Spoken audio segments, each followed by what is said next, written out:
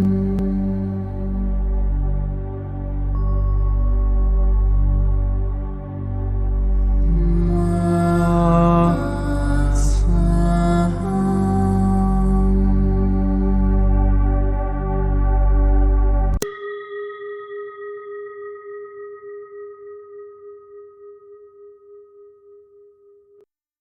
qui suit est la transcription d'un échange entre Mathias de Stefano, désigné ici comme moi, et son soi supérieur, désigné comme je suis. Dans cette capsule, la voix féminine incarnera le moi, tandis que la voix masculine représentera le je suis. Cette conversation, intitulée Les avancées, a été réalisée le 10 septembre 2020. Avoir vu l'existence de notre être comme une mer de vibrations pleines de vagues qui révèlent la fréquence, mais conduit à penser que les chakras, ces roues énergétiques, sont comme les tourbillons de la mer, des trompes d'eau où les vagues accélèrent leurs vibrations, descendant en spirale vers le centre et expulsant les informations traitées vers le suivant. C'est une façon de le comprendre. Rappelez-vous, les clés fondamentales pour comprendre cette existence sont 1. L'univers est un continuum de vibrations, comme un océan. 2. L'eau représente la vibration, qui est l'espace. 3. Les ondes représentent la fréquence, qui est le temps. 4. L'onde vibratoire a un aspect trinitaire, longueur, amplitude et fréquence. La longueur d'onde est la distance entre les crêtes des vagues. L'amplitude est la profondeur ou la hauteur de chaque crête, convexe ou concave. La fréquence est le nombre de fois que ce motif se reproduit par seconde. Une vague n'est pas seulement le sommet, mais aussi le fond. La force descendante de la vague est ce qui pousse la crête suivante par inertie, générant ainsi des vagues. Ainsi, chaque crête, lorsqu'elle monte et descend, est un attribut de la puissance de la mer, un moteur de mouvement, un centre d'énergie cinétique, c'est-à-dire ce que vous appelez chakra en sanskrit. C'est comme si chaque vague de la mer était un chakra. C'est vrai. Et dans l'océan de l'existence, ces ondes qui vibrent, selon une certaine trinité harmonieuse, avec la longueur d'onde, la fréquence et l'amplitude appropriée, permettent de les voir au loin. D'où le nom de réalité matérielle. Mais la puissance est une énergie invisible. C'est pourquoi on l'appelle l'âme. Rappelons que le mot âme, en espagnol, vient du latin anima, d'où viennent les mots animé et animal, qui signifient ce qui bouge. Les chakras ne sont pas des éléments distincts de la matière. Ils sont précisément l'aspect énergétique de la matière qui se meut dans une certaine harmonie, capable de manifester l'aspect visible d'un corps physique. Cela montre que les chakras ne sont pas des entités distinctes, mais les organes d'un même être, qui s'énergisent mutuellement, se stimulent et génèrent de la force. Sur cette image, on comprend qu'une vague s'élève sous la pression de la précédente. Cela permet d'avoir une vision claire de l'horizon, de prendre conscience de l'endroit où l'on se trouve, comme quelqu'un qui s'élève au-dessus d'un champ de maïs pour observer l'ensemble de la récolte. Et puis, cette onde consciente descend avec toute sa puissance dans le creux de la vague, poussant la suivante vers le haut. C'est ainsi que les ondes positives et négatives sont utiles à la progression de l'énergie. Le chakra coronal s'illumine puis abaisse sa vibration pour transmettre cette force au troisième œil afin qu'il puisse tout voir en profondeur et s'éveiller. Sa vibration descend ensuite pour transmettre ce pouvoir au larynx, qui étend sa vérité à tous, puis descend dans le silence, transmettant la force au cœur, qui se met au service de l'amour. Il retourne alors à l'amour de soi intérieur, transmettant le pouvoir au plexus, qui étendra tous ses liens et réseaux jusqu'à son retour à l'intérieur, abaissant sa vibration pour trouver le soi, l'être, transmettant l'énergie au sacré.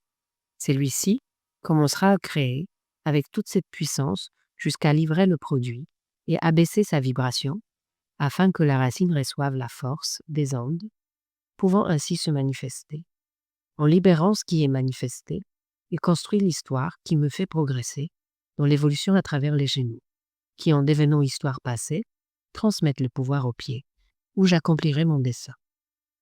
Et ainsi de suite, le circuit se répète encore et encore, de haut en bas et de bas en haut.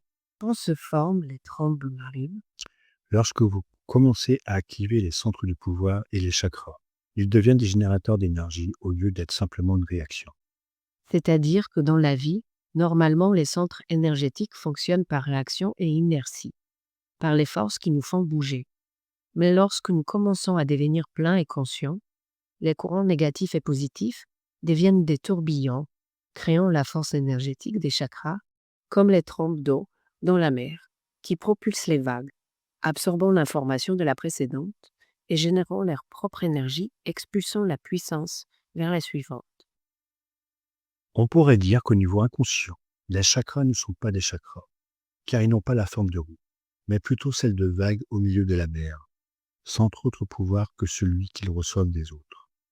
Lorsqu'on devient conscient, on génère sa propre puissance, et les forces négatives et positives cessent d'être une balançoire pour devenir une spirale génératrice de puissance.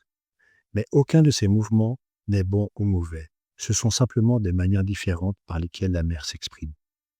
Bien sûr, il n'est pas nécessaire que nous soyons tous à 100% avec nos chakras en rotation constante, mais les deux fonctions sont utiles. Reconnaître les vagues, leurs mouvements et leurs chutes nous aide à voir que nous faisons partie d'un tout et que nous devons donc trouver l'équilibre dans cet ensemble, en recevant et en donnant de l'énergie dans l'élan de la vie. Il y a des moments où nous devons être autonomes et générer de l'énergie pour créer un nouveau mouvement, une nouvelle harmonie, créer une nouvelle direction et nourrir les vagues de nouveaux courants et ainsi générer des trompes d'eau qui sont les chakras actifs à 100%. Et ces averses ne sont pas éternelles. Elles durent un certain temps, jusqu'à ce qu'elles parviennent à renverser la vapeur. Pour commencer une nouvelle étape, un chemin, en accord avec ce que l'on a généré en soi. Je vois. Ce sont donc des moteurs. C'est comme les roues d'un train. À quoi bon les faire tourner indéfiniment si je ne peux pas descendre à aucune station? C'est logique. Ce sont des transports d'énergie, pas des destinations. Ce sont les pouvoirs qui éveillent les attributs de votre chemin. Chacun apporte quelque chose de différent. Un carburant unique et spécial pour avancer, vous donnant les forces et révélant vos faiblesses, et tous deux vous mobilisant. En reconnaissant ce mécanisme, vous acceptez vos forces et vos faiblesses, et vous autorisez à vivre la dépression, non pas comme une chute, mais comme le processus d'hibernation des plantes et des animaux. Pour quelqu'un en quête de bonheur constant, l'hiver peut paraître triste, déprimant et inconfortable. Mais en réalité, sans l'hiver, les plantes ne pourraient pas retrouver la force de fleurir au printemps. Alors, qu'est-ce qui m'empêcherait d'avancer dans ce processus? Beaucoup de choses, mais systématiquement, ce qui les empêche, c'est de tourner en rond. Cela crée un courant fermé, circulaire, sans issue. Comme ceux créés dans l'océan Pacifique qui entraînent des déchets, créant une île de déchets. Lorsque ces courants se produisent, les marins moins expérimentés peuvent se retrouver piégés, perdus en mer et tomber dans les pièges des courants fermés. Les décharges de la mer. Comme vous le verrez, tout ce qui est détaché, tout ce qui a été rejeté par l'énergie fluide de la mer est attrapé par ces centres énergétiques où les choses stagnent et se répètent. C'est les mêmes chakras qui restent fermés dans sa propre histoire. Ce sont donc les idées de l'histoire qui nous empêchent d'avancer en harmonie dans ce circuit d'attributs océaniques. Le chemin que nous avions tracé à travers l'histoire devient une prison énergétique. Les faits et les circonstances de l'histoire de chaque individu sont les vagues qui agitent sa vie.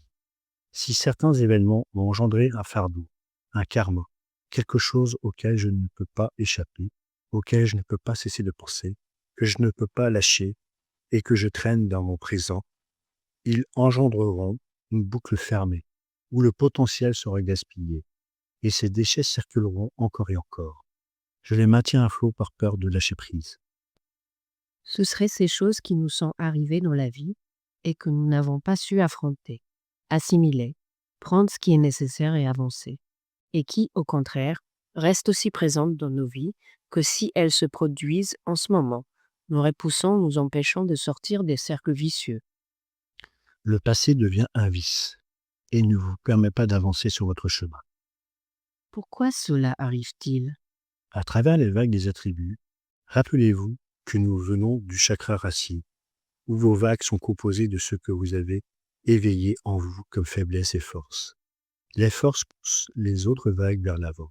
Mais lorsque vous refusez de reculer, la même force contraire, celle de vouloir toujours rester dans les attributs positifs, affaiblit l'ensemble et au lieu de générer une dépression équilibrée, le plonge dans les profondeurs abyssales de l'océan.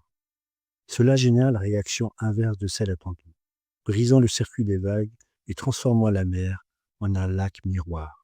Sans mouvement, les navires n'avancent pas.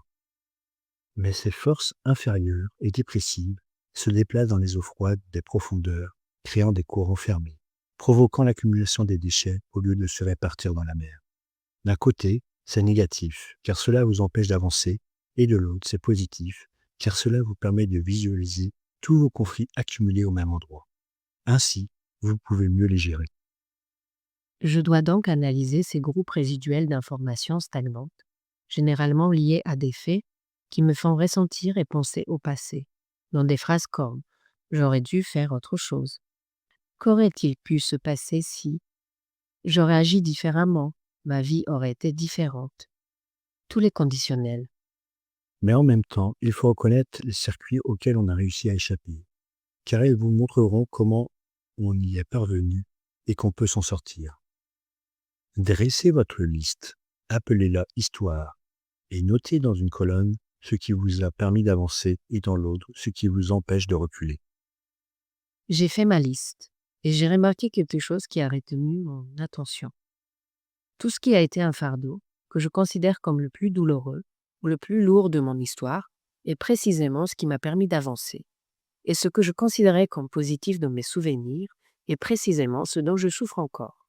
Par exemple, la mort de ma grand-mère, la perte d'une partie de ma famille, la séparation d'avec certains amis, et même d'une autre vie, celle de Sigurd, il y a 900 ans, ayant perdu la foi et subi tout ce que j'ai souffert.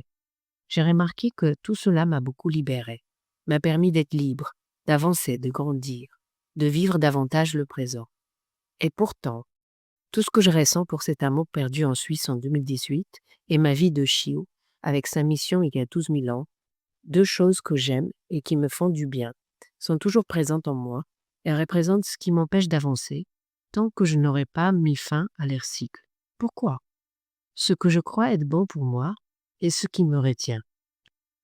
Parce que vous vous accrochez à la beauté de ce qui fut et à la grandeur de ce qui aurait pu être, à l'illusion de l'utopie, et vous gardez l'espoir de pouvoir un jour revivre ces circonstances.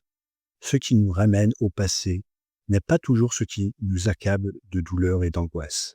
Le passé est toujours meilleur, dit-on, et c'est l'une des raisons pour lesquelles la plupart des humains, au lieu d'avancer, stagnent dans l'idée du passé. Sans jugement, donc, sans considérer le bien ou le mal, observez ce qui vous maintient dans le passé et ce qui vous fait avancer vers l'avenir.